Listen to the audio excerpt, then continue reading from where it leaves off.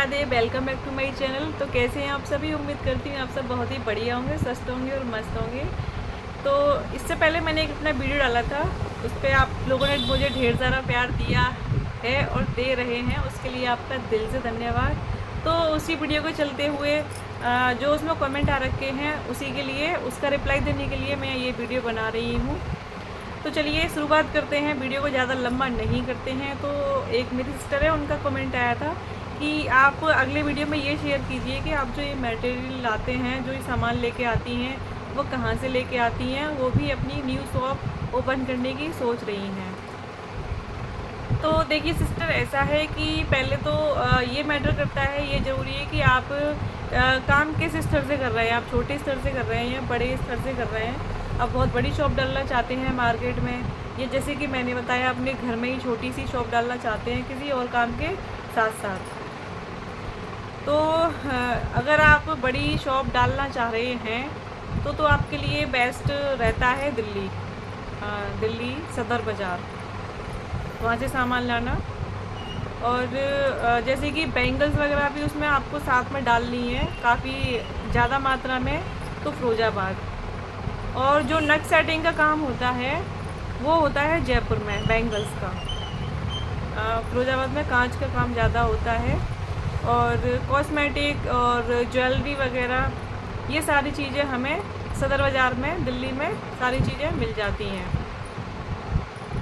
और अगर छोटे ही स्तर पे आप अपना शुरुआत करने जा रही हैं या करना चाहती हैं, तो मैं आपको यही सजेशन दूंगी कि आप जिस भी एरिया में रहती हैं, आप अगर छोटे एरिया में रहती हैं, जैसे कोई कस्बा वगैरह है, तो वहाँ कहीं ना कहीं आपके आसपास आपके यहाँ पर जो बाज़ार होता होगा, जहाँ मेन बाज़ार होगा तो वहाँ पे थोक की दुकानें होती हैं।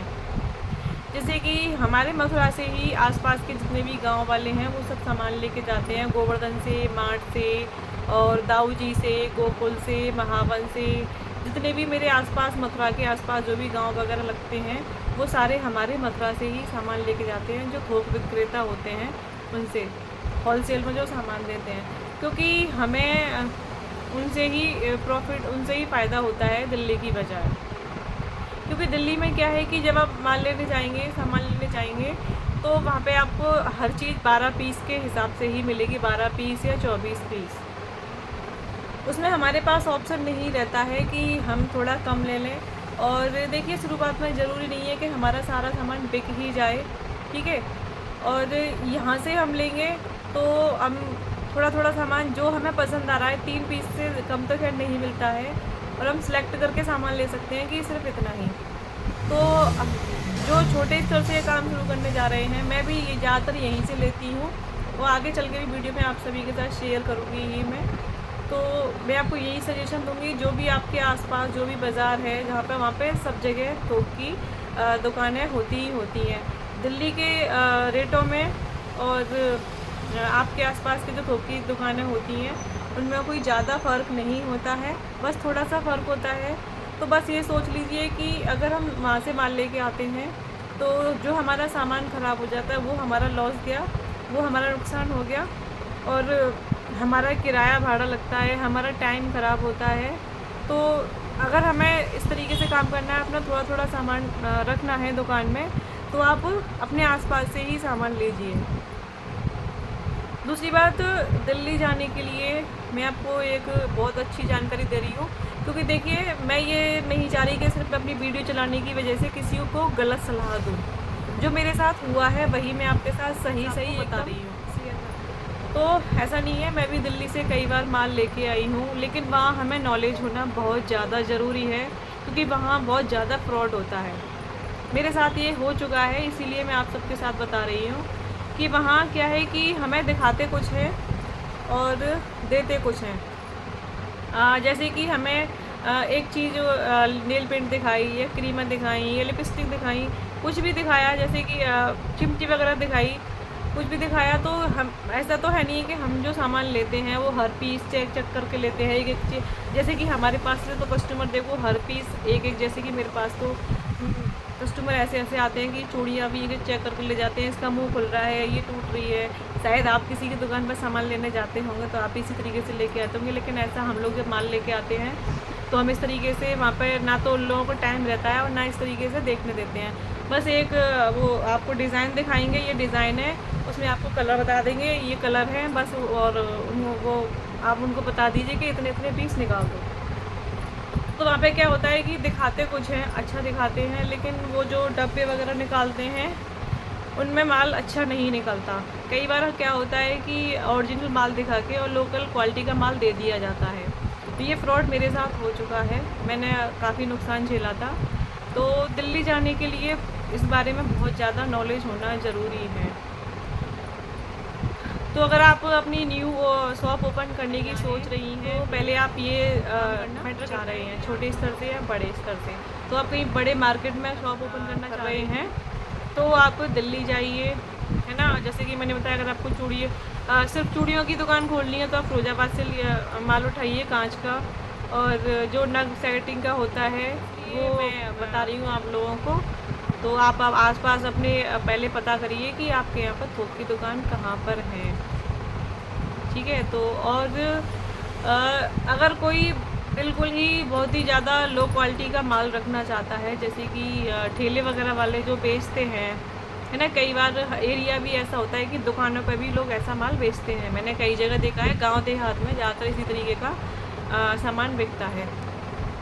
तो उसके लिए मैं आपको एक सबसे बेस्ट ऑप्शन बताती हूँ।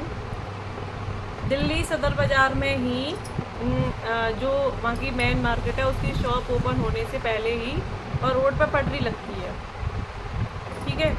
तो वैसे तो वो पटरी रोज़ लगती है सुबह 5 बजे से और 10-11 बजे तक लगती है, और उसके बाद वो बंद हो जाती है, क्योंकि शॉप जैसे ही शॉप ओपन होने का टाइम आता है वो पटरी हट जाती है। और संडे के दिन वो सुबह 5 बजे से लेके शाम तक लगती है। तो वहाँ पे आपको हर तरीके का सामान मिल जाएगा, छोटे से छोटा, बड़े से बड़ा, प्लास्टिक से, कॉस्मेटिक का और चूड़ी का, ज्वेलरी का, जो भी आप सामान लेना चाहेंगे वहाँ से आप ले सकते हैं। वो मतलब लिए लो क्वालिटी का रखने के लिए वो बेस्ट ऑप्शन होता है, ये है। लेकिन मैं तो खैर ऐसा सामान मैं एक बार गई ज़रूर थी, मेरे को मैंने देखा था तो मैं गई ज़रूर थी, लेकिन मुझे वहाँ पे कुछ अच्छा नहीं लगा तो मैं वहाँ से लेके नहीं आई थी कुछ ज़्यादा चीज़ें। मतलब मुझे वहाँ जाना, मेरा टाइम ही ख़राब हुआ बस। तो क्योंकि सुबह यहाँ से निकले थे हम बहुत जल्दी, 3 बजे निकले थे यहाँ से, क्योंकि 5 बजे हमें वहाँ पर पहुँचना था इस वजह से, और हमारा सारा दिन ख़राब हो गया था। लेकिन मैं वहाँ से कुछ लेके नहीं आई, तो मुझे अपनी शॉप के हिसाब से वो अच्छा नहीं लगा। लेकिन ऐसा नहीं है, जो लोग इस तरीके का सामान बेचते हैं उनके लिए बेस्ट ऑप्शन है वो। तो पहले आप ये अपना वो बनाइए कि आप किस तरीके का काम करना चाह रहे हैं। तो आप मैंने जैसे कि बोला आपको, जैसे कि आपकी पार्लर की शॉप है या फिर साथ में सिलाई की करती हैं, आप उसी में अपना काम डालना चाह रही हैं, है ना। या आप तो मैं आपको सजेशन ही करूँगी कि आप पहले छोटे स्तर से ही काम शुरू करें तो ज़्यादा बेटर होगा, ठीक है। तो आप अपने आसपास जहाँ पर थोक की दुकान है वहाँ से पता कर लें, वहीं से माल ले लें। अब बात आती है, एक मेरी सिस्टर थी, उन्होंने बताया था मटेरियल के बारे में पूछा, तो वो तो मैंने आप लोगों को बता ही दिया है मटेरियल का, कि आप ये बताइए प्रॉफिट कितना है और खर्चा कितना है। तो देखिए सिस्टर, खर्चा करना, पैसे लगाना, ये तो पहले अपने ऊपर है, लेकिन मिनिमम आप अगर छोटे से, जो मैंने आपको उस दिन सामान दिखाया था उस वीडियो में, अगर आप इतना से भी सामान रखना चाहेंगे तो करीब आप 20 से 25 हज़ार रुपये आपको शुरू में लगाने पड़ेंगे। 20 हज़ार रुपये तो आप आराम से मान के चल लीजिए। पर देखिए, अगर आप ये सोचो कि हमने एकदम से पैसे लगाए और हमारे पैसे एकदम से सारे निकल के आ जाएं, हमें प्रॉफिट भी मिल जाए, ठीक है, हमने जो इन्वेस्ट किया है वो भी मिल जाए हमें, तो वो तो मुमकिन नहीं है ना। क्योंकि जब हम सामान लेने जाते हैं तो हमारी शॉप से देखो थोड़ा थोड़ा सामान करके बिकता है, और किसी का जल्दी जल्दी बिक जाता है तो वो बहुत अच्छी बात है। तो रही बात प्रॉफिट की, तो देखिए जब आप सामान लेने जाएंगे तो जब आप वहाँ पे रेट वगैरह पता करेंगे, और आपको जब वो साथ के साथ ये भी बता देते हैं कि ये इतनी बिक्री का है, मतलब कि इतने रुपए का ये बाज़ार में बिकता है, ये तो इनके खुले रेट होते हैं। तो वो तरीके से आपको एक एक चीज़ के रेट और प्रॉफिट बताने में लगी। तो देखिए मेरी भी शॉप है, तो इस चीज़ मेरी भी बहुत लोग मेरी वीडियो भी देखते हैं, तो इस चीज़ से मेरी बहुत लोगों की शॉप पर फ़र्क पड़ेगा। तो जब आप ये काम करेंगे तो आपको खुद में खुद ये सारी चीज़ों की नॉलेज हो जाएगी। तो प्रॉफिट देखिए, प्रॉफिट क्वालिटी के ऊपर भी होता है कुछ। जैसे कि मान लो कि मैं आपको एग्जांपल देती हूँ कि मान लो ये लिपस्टिक है, ठीक है, इन दोनों की क्वालिटी अलग अलग है, ठीक है, लेकिन ये बेचनी हमें सेम रेट में ही इनका जो बेचने का जो प्राइस है, कस्टमर को देने का प्राइस है, वो सेम ही है, लेकिन हमारा ये ख़रीदने का जो प्राइस है वो अलग अलग है, एक ज़्यादा की है और एक कम की है, लेकिन इसमें क्वालिटी का फ़र्क है, ठीक है। तो हमें एक में कम प्रॉफिट है और एक में ज़्यादा प्रॉफिट है, लेकिन इसमें हम क्या दे रहे हैं, क्वालिटी दे रहे हैं, विश्वास जीत रहे हैं। तो यही मायने नहीं रखता कि हमें सबसे ज़्यादा प्रॉफिट ही लेना है। तो कहीं पे लॉस भी, कहीं पे कम प्रॉफिट है, कहीं पे ज़्यादा है, तो कोई भी मुँह मांगे दाम देता नहीं है। जो मेन बाज़ार होती है वहाँ पे तो भाई फ़िक्स रेट होता है सबका, तो बोल देते हैं कि भाई एक दाम की दुकान है, फ़िक्स रेट है। लेकिन हाँ, जिस एरिया में हम दुकान लेके बैठे हैं वहाँ पे फ़िक्स रेट नहीं होता। हाँ, छोटी मोटी चीज़ें हो गई जिनके खुले रेट होते हैं, उनका तो खैर फ़िक्स ही होता है। तो ये हुई प्रॉफिट की बात। तो जब आप काम शुरू करेंगे तो वो सारी चीज़ें आपको वहाँ पे धीरे धीरे पता पड़ ही जाएगी, ठीक है। तो कई बार देखिए हमें नुकसान भी झेलना पड़ता है। मेरी तो आदत ऐसी है कि मेरे पास तो मेरे कस्टमर एक एक महीने बाद भी सामान लेके आ जाते हैं, ठीक है। एक एग्जांपल देती हूँ मैं आपको अभी, ठीक है। देखिए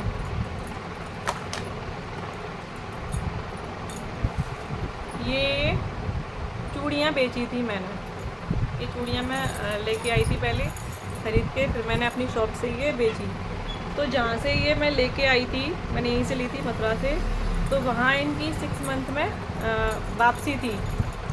मतलब वो तो नहीं लेते, ये हम लोगों के पास ही रहती है, लेकिन इस तरीके से हम वहाँ से लेके आते हैं, ठीक है, कि 6 मंथ में मतलब इनकी आधे में वापसी हो जाएगी। जैसे कि किसी को हमने सामान बेचा, मान लो ये 200 रुपये की हमने चूड़ियाँ बेची, ठीक है। अब ये 6 महीने तक किसी ने पहनी, 6 महीने तक ख़राब नहीं हुई, है ना, तो कोई बात नहीं है। 6 महीने बाद ये ख़राब हो जाती हैं, तो मैं उनसे 100 रुपये लेके और इसी टाइप की चूड़ियाँ उन्हें दूसरी दोबारा से दे दूँगी। तो ये होता है गारंटी वाला सामान और 6 मंथ की गारंटी वाला। लेकिन अब इसमें हुआ क्या, मैं बताती हूँ आप लोगों को। ये चूड़ियाँ 15-20 दिन ही चली, बस 15-20 दिन में इनका कलर फेड हो गया, ठीक है। अब जिसमें दुकान वाले से मैं लेके आई थी उसके पास मैंने बोला, उससे शिकायत करी, मैंने कि भैया ऐसे तो मेरे कस्टमर का पैसे मायने नहीं रखता, लेकिन कस्टमर का देखो विश्वास ज़्यादा मायने रखता है, उसका हमारे ऊपर से विश्वास ज़्यादा है, हमारी दुकानदारी ख़राब हो रही है मेन चीज़। तो उसने मेरे से पूछा आपके यहाँ पानी कैसा है, मैंने कि भैया पानी तो खा रहा है, ठीक है।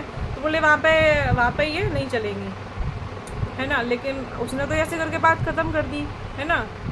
लेकिन पता नहीं उसने अपनी तरफ से सही बोला, ये बात सही थी या गलत थी, लेकिन मेरा तो नुकसान ही है ना। लेकिन मुझे मेरे कस्टमर का विश्वास बनाए रखना, तो इसी के बदले में मैंने मतलब बिना पैसे लिए जो वो पैसे दे गई थी उसी में दोबारा से चूड़ियाँ उनको दी हैं। मतलब आधे पैसे में नहीं दी, दोबारा से चूड़ी दी, तो उसमें तो मेरा देखो नुकसान ही गया है। तो कई बार ऐसा भी होता है, लेकिन अभी मैं उनसे लड़ जाती कि नहीं मैं नहीं दूँगी और मेरा तो नुकसान जा रहा है, तो ये भी सही नहीं है। तो कई बार हमें देखो कहीं प्रॉफिट है तो कहीं नुकसान भी है, लेकिन ऐसा नहीं है कि बार बार नुकसान ही नुकसान है। मुझे एक बार पता पड़ गया मटेरियल की, तो मैं दोबारा नहीं लेके आऊँगी ये, ठीक है। तो और एक बात मैं आप लोगों से बोलना चाहूँगी कि अगर आप लोग अपनी न्यू शॉप ओपन करने की सोच रहे हैं, ठीक है, तो सबसे ज़्यादा बेस्ट टाइम मैं बताऊँ आप लोगों को रहता है करवा चौथ के टाइम का टाइम। जो अभी कनागतों के बाद जो पितृ लगेंगे ना, इनके बाद जो नवरात्रे आते हैं उनमें शॉप ओपन कर लीजिए, तो उससे धीरे धीरे मालूम पड़ जाए। क्योंकि करवा चौथ के टाइम पे दुनिया की हर लेडीज़ घर से बाहर, भीड़ भाड़ काफ़ी ज़्यादा रहती है, तो बहुत जल्दी शॉप का पता भी चल जाता है और ठीक ठाक चल भी जाती है। तो वो सबसे ज़्यादा बेस्ट टाइम रहता है न्यू शॉप ओपन करने। तो ये अब आप लोग देख लीजिए। तो मैंने आप लोगों को ये भी बता दिया, ये भी क्लियर कर दिया कि सामान कहाँ से लेना है। तो आप अगर अपना थोड़ा थोड़ा सामान डालना चाहते हैं तो अपनी शुरुआत ऐसे ही कीजिए, जहाँ आपका एरिया है वहीं से आप थोड़ा थोड़ा सामान लेके अपनी शुरुआत कीजिए। और एक और बात बोलना चाहूँगी मैं आप लोगों को कि अगर सामान डाला आपने और आपका सामान बिकने भी लगा, तो ऐसा नहीं है कि आप जो भी प्रॉफिट आ रहा है आपका या आप जो भी अपने पैसे तो दोनों साथ ही निकलते हैं, तो वो पैसे आपने अपने यूज में ले लिए, तो फिर ऐसे नहीं होता है। जब तक आप क्या करें कि उस पैसे को आप दोबारा से ही उसका और सामान लाके अपनी दुकान में ही इन्वेस्ट करते जाएं कुछ टाइम के लिए, ठीक है। तो इससे क्या है कि आपकी जो सामान की क्वांटिटी है वो बढ़ती रहेगी। तो कुछ टाइम के लिए आप प्रॉफिट तो देखिए भूल ही जाएँ कि प्रॉफिट, अगर हाँ आप किराए की दुकान लेके बैठे हैं तो आप उसमें से अपना किराया निकाल सकते हैं, ठीक है, क्योंकि किराया तो हम जेब से देंगे नहीं, है ना। लेकिन कुछ टाइम के लिए आप प्रॉफिट तो भूल ही जाइए। जैसे कि अब भाई हमने जैसे ही साथ के साथ पैसा लगाया और पैसा हमारा प्रॉफिट हो रहा है, और जो प्रॉफिट है उसे हम साथ के साथ अपने खर्चों में यूज करते जा रहे हैं, तो फिर इस तरीके से आपको लॉस चला जाएगा, ठीक है। क्योंकि ऐसा होता है कि हम जब सामान लेने जाते तो इकट्ठा पैसा चाहिए होता है, फिर आप पैसा बार बार इकट्ठा पैसा कैसे लगाएंगे। तो जो आप कमाएं वो साथ के साथ अपनी शॉप में ही सामान दो और ला के उसमें डालते जाएं अपने कस्टमरों के रिक्वायरमेंट के हिसाब से। जब आप शॉप ओपन कर लेंगे तो जैसे ही आप कस्टमर आने लगेंगे तो आपको उनकी पसंद का भी पता लगना चालू हो जाएगा, जो सामान आपके पास नहीं है, ठीक है। अब जैसे कि कोई कस्टमर आया भाई साल 6 महीने में उसको एक चीज़ के लिए आया, अब वो आपके पास नहीं है, तो एक बार तो क्या आएगी आपके दिमाग में कि भाई ये सामान हमारे पास होना चाहिए था। लेकिन कुछ कस्टमरों के लिए हम 4-5 पीस ला नहीं रख सकते सालों 6 महीने का इंतज़ार करने के लिए, क्योंकि मेरा भी काफ़ी माल इस तरीके से ये इसी सोच में ख़राब हो जाता है। तो ऐसे तो बेकार है सामान रखना। लेकिन जो आपका रेगुलर जो सामान बिकता है, जिस तरीके के आपके पास कस्टमर आते हैं, अगर वो आपके पास नहीं है और उस चीज़ के कस्टमर ज़्यादा आ रहे हैं आपके पास में, तो वो सारी चीज़ें आप नोट करते जाइए और फिर अपनी दुकान में उसी तरीके से आप अपना सामान बढ़ाते जाइए। तो बस शुरुआत कीजिए आप बहुत जल्दी से। जो भी आप शॉप ओपन करना चाह रहे हैं तो भी बेस्ट ऑप्शन है कुछ टाइम बाद अभी नवरात्रों से, तो आप जल्दी से ओपन कर लीजिए। बाकी और भी कुछ आप मेरे से कुछ पूछना चाहते हैं और भी कुछ आपके सवाल जवाब हैं मेरे से, तो आप मुझे कमेंट करके और पूछिए। मैं कोशिश करूँगी आपकी कमेंट का पूरी तरीके से जवाब देने की, जितनी भी मेरे से बनेगी पूरी कोशिश करूँगी। तो उम्मीद करती हूँ आपके सारे सवालों के जवाब मेरे से मिल गए होंगे। तो चलिए करते हैं वीडियो को एंड, और कुछ अगर मैं भूल गई हूँ तो मुझे दोबारा से कमेंट कर देना, ठीक है। तो मैं नेक्स्ट वीडियो में आपके सारे सवालों के जवाब फिर से दे दूँगी। तो वीडियो अच्छा लगा हो तो फिर कहूँगी एक लाइक ज़रूर करना और अपना प्यारा सा कमेंट ज़रूर कर दिया करिए, क्योंकि उससे हमें बहुत ज़्यादा मोटिवेशन मिलता है, ठीक है। तो चलिए मिलती हूँ आपसे, जब तक के लिए राधे राधे। तो बाय बाय।